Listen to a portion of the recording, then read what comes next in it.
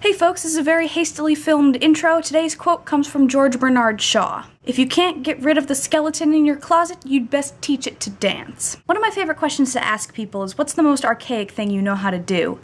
And I've gotten answers that range from turning magazine pages, to reading Gregorian chant, to writing exclusively on a typewriter. My answer? I know how to set type. So here's the shop, and here's the casting room.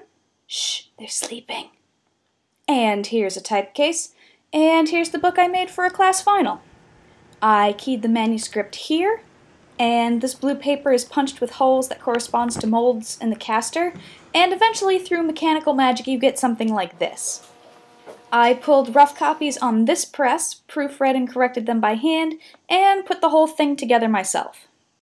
I like working with type. It's a very visceral way of working with words. Regardless of whether or not they're your own, there's a physical weight to them, and if you handle it enough, you get your hands dirty in the process.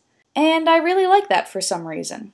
I don't really know why I like type so much. I think there's something in the fact in that the whole thing is so old. The monotype process dates back to the late 19th century. Gutenberg was on the scene in the 15th century, and here I am doing this thing in the 21st century that's hundreds of years old.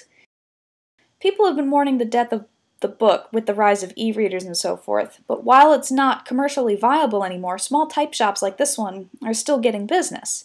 There are enough people who value the printed word either for artistic or nostalgic or any number of reasons, and I'm hopeful that even with further digitalization, there'll be more people who want to keep this institution going.